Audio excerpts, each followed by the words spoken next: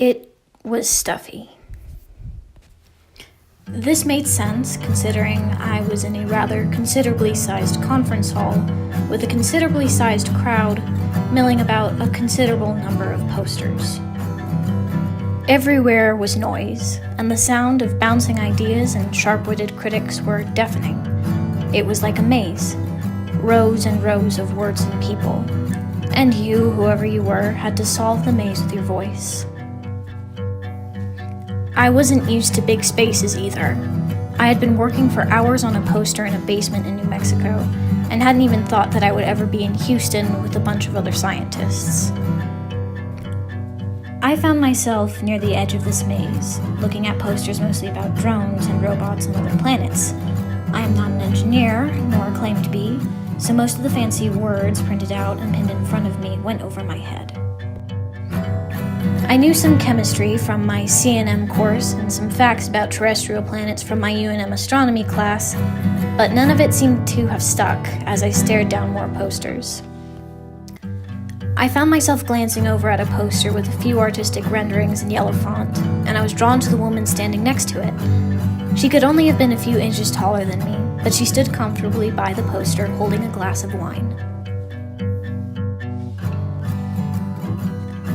"So you're trying to put stuff on the moon?" I asked casually. "Yep. Would you like the elevator speech?" "Sure," I said, probably a bit over-enthusiastically. She described to me a rather long-awaited plan to place several probes on the moon that would examine surface activity and solar patterns. I tried to follow as best as I could. But rather smoothly, she began discussing how difficult it was to get approved funding for her project, and then she said something that stuck with me. "You see, we once had such a fascination with leaving this planet. The people, even the president, saw the future in space. And with Kennedy, he wanted to take that step. He looked ahead. He sent people to the moon. He was ambitious, and it paid off. But after his death, progress slowed, and with some of the more recent administrations, getting anywhere with space research became impossible. The problem is that people don't dream big anymore. We don't dream big anymore. We lack the same ambition." I tell myself, and to anyone who listens, that I want to retire on Mars. Kids in outreach programs may find it amusing and sometimes ask more questions about where I'll live and what I'll eat. But I am met with speculation for everyone who is over the age of 9, and rightly so. Speculation corrects errors and creates room for more improvements.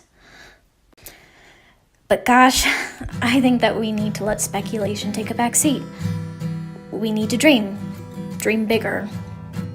Bigger than Jupiter, or even the solar system. Because dreaming is the start of all great movements and revolutions. It is desire and curiosity that leads to progress. There will be time for speculation, but now is a time to dream. This year was a time to dream.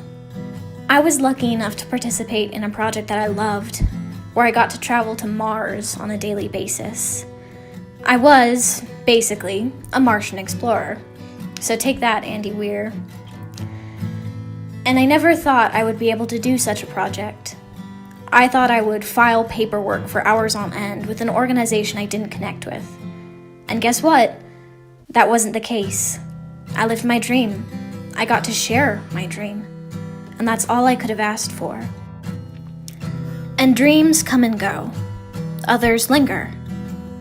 I want you to think of your dream.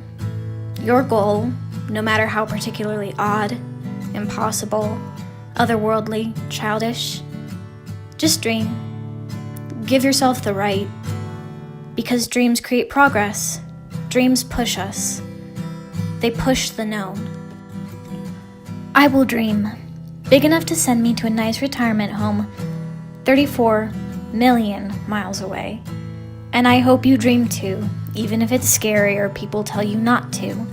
Dream, not only for yourself, but for all of those who need your dreams.